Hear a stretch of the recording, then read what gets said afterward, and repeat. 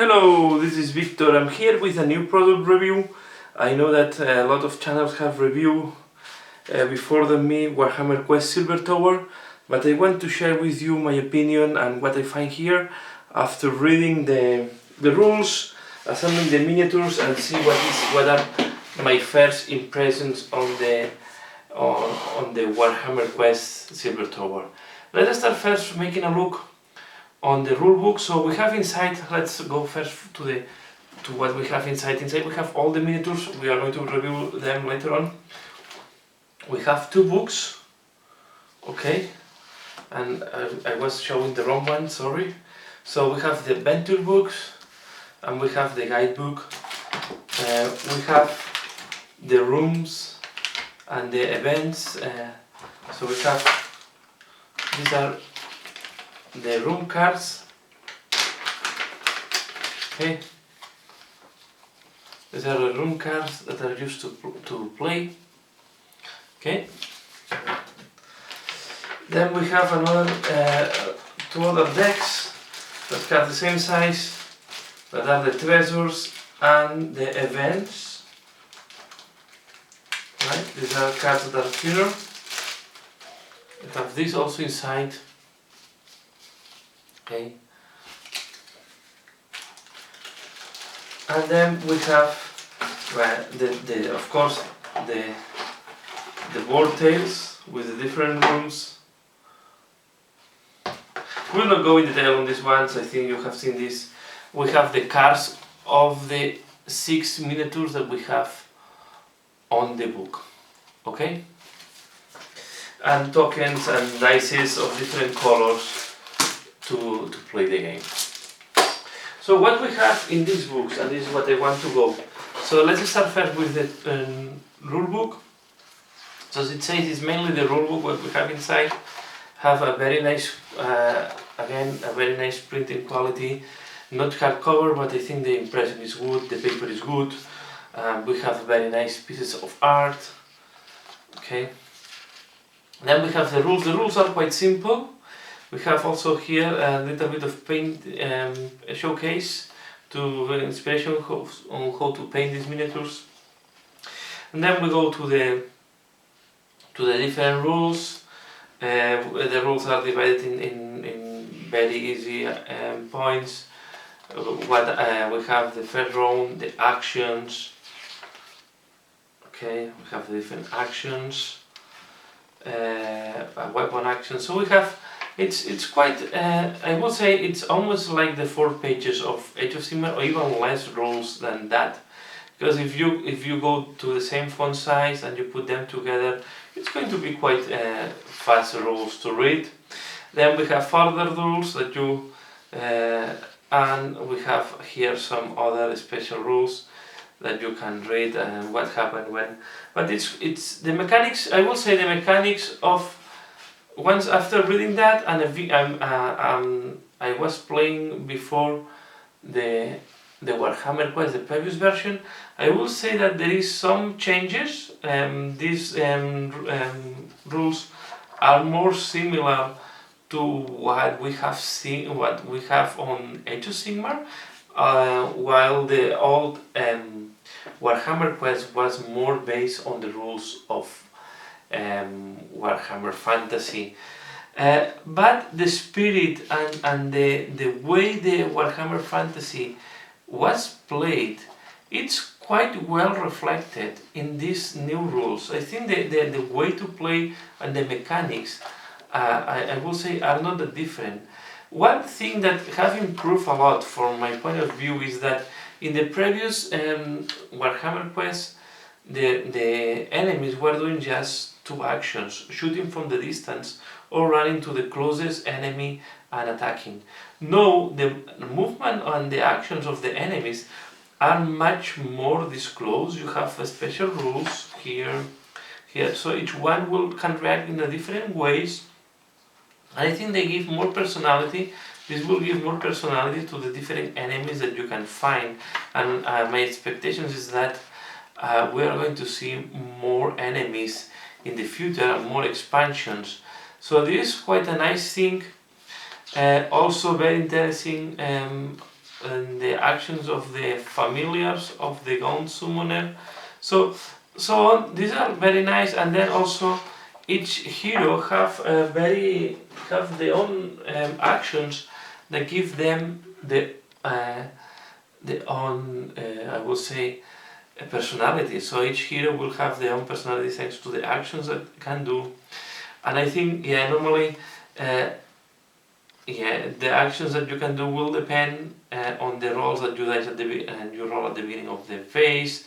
So it's quite interesting. Each hero will be able to do up to 4 actions, putting the dice here, and if you roll, and the action you can do is depending on the roll that you have here. So it's a mechanics. It's quite easy to follow. Not too much practice I think is needed to do that.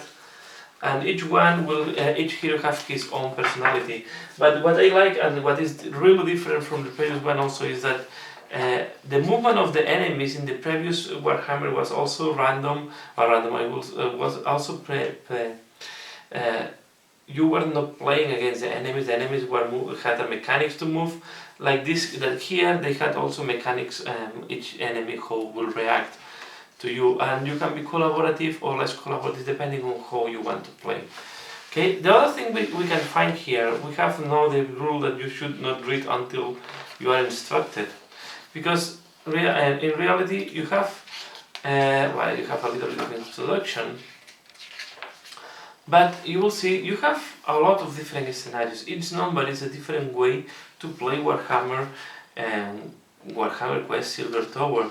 So each one has different mechanics, give you what are the rules, and you start from different rooms. But it's very curious for me that the first that you have to play is not the 1, is the 89. It's something like here, so the 86, I don't remember by heart. But these are some of the first. So here we have the different scenarios that we can play. I will not go in detail, of course, on these ones. But what I like is that we have more heroes here at the end that we can use. So you always can print that and put it on a cardboard or what you want. But if you have any of these miniatures from Warhammer Age of Sigmar, you can use them, and we see that some of them have some other special abilities and skills, and then we have more enemies that we can add, and here we have more enemies that can be added later on. So we have the Screamers, the Flamers, the Exalted Flamer, and the Herald of Fetch. So a good variety, and here we have the Adversary Encounter. So we have these 2 books. I would say that the spirit of the rules are quite similar to what used to be the old Warhammer Quest.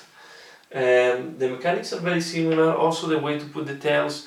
There is more, I will say that they improve from the previous, how the enemies move and the actions that the enemies can do. I think this is the thing that have improved versus the previous, and also how the actions that the heroes do, I think also has improved it. So I like, I think it's a good evolution of the old Warhammer Quest.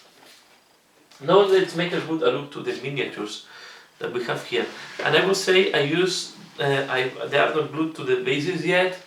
And let's see if I can zoom in a little bit in order that you can see more the detail of these miniatures.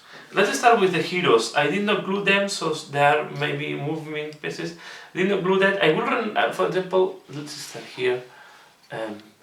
So this is the Questor, the Stormcast Eternal. As you can see, there is a big gap because I did not glue any of these parts. Because I want to paint this cape before gluing anything. I want to paint the shield also separated. So it's quite a complex method if you glue everything together. So I will strongly recommend not to glue a lot if you want to do a very nice paint job. We'll see if I do a freehand here at the back, but it's not an easy surface to do freehand. There is a lot of folds and wrinkles, so it's not an easy miniature to do freehand on the cape because there is a lot of texture. This miniature, I did not glue neither, so this can be separated as you can see here. You don't need to do glue tack or any double-sided adhesive tape. it's holding quite nicely. Here, well, if you do it correctly, here it's now in position. Okay. Also again, I did not glue because I want to do the cape separately. The cape has texture inside, like fur, so you can do nice fur texture there if you paint very thin. So it's an interesting miniature as well, and I will not recommend to glue the cape until this is painted. Okay. This is another miniature. This is more difficult. You see that there is a big adhesive tape here.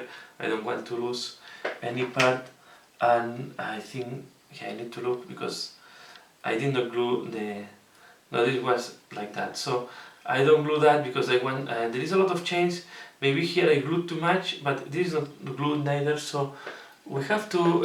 These miniatures have a lot of detail, and I want to really do. I will do tutorial on how to paint all these miniatures most likely during the month of August. I will start painting the Warhammer Silver Tower, Warhammer Cast Silver Tower.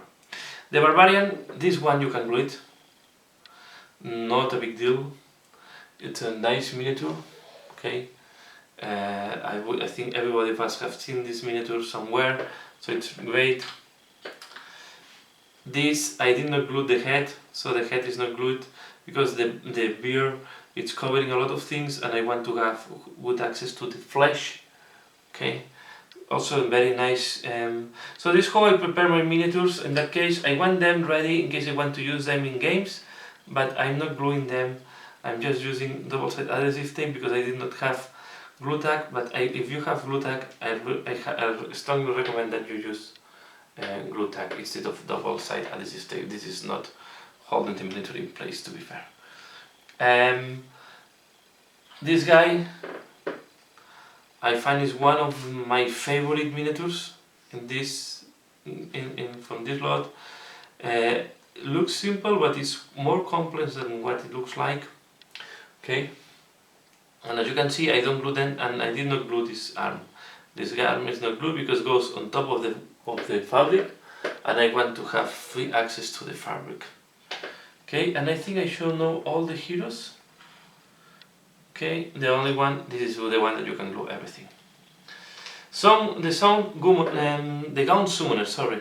This one, you can glue everything together. I don't find any issue. The tail is super nice. I will say the tail of all these miniatures is incredible. Okay, so this is the other one. The only thing I did not glue, no I see, is the head. Heads, I try not to glue them because you have better access if you don't glue the heads. This one, I decided to glue it all together. Maybe it was a mistake. I'm not sure you should glue this arm. But it's not an easy one because the point is the joints are not in traditional places.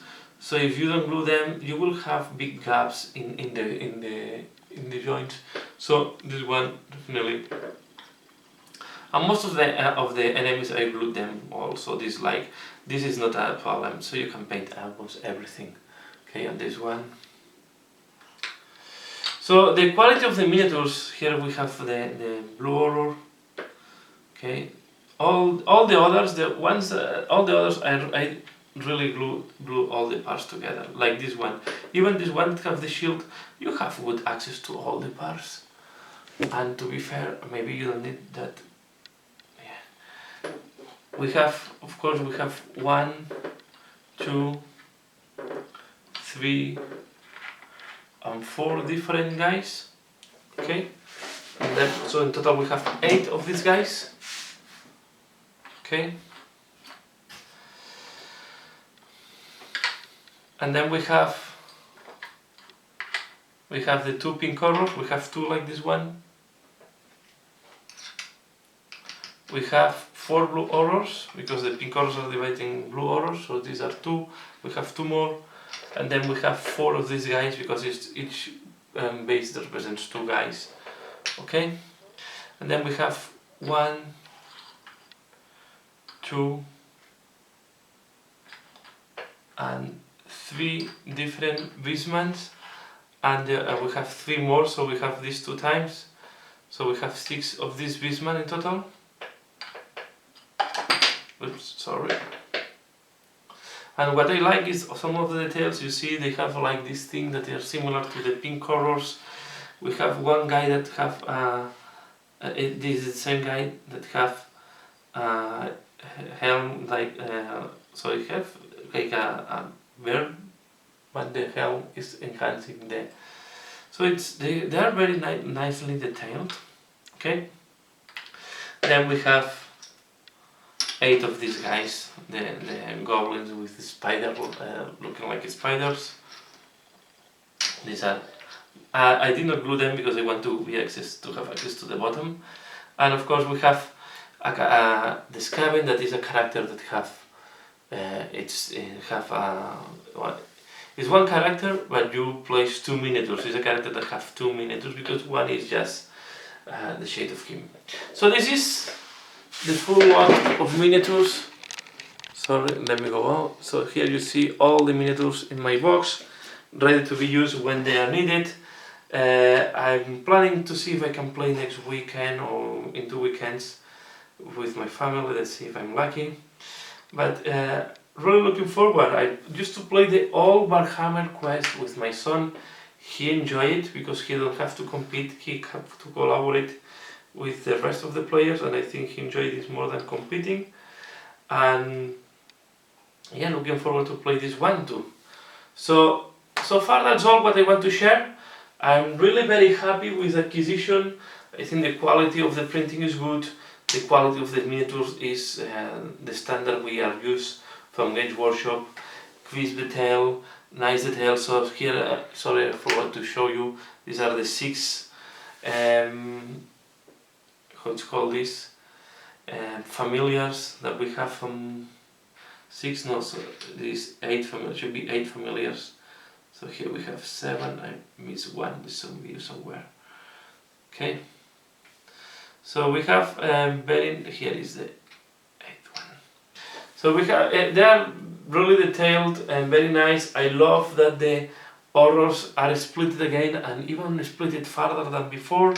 So really enjoying this kit. And yeah, I'm looking forward to paint that most likely in August, because July I will be out for holidays. I will not be home, so I will not be able to paint. So looking forward to do a painting tutorial on the different miniatures this summer. That's all for now. Please leave your comment, let me know what do you think, and if you want to see any other detail from the Warhammer Quest Silver Tower, just let me know and I can share with you.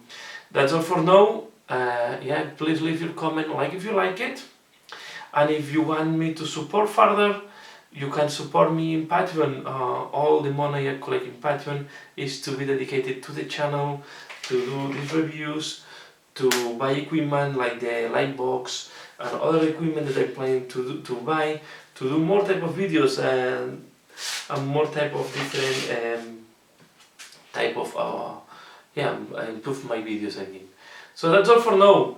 Please let me know what do you think. As usual, thanks a lot for watching. See you again later. Bye.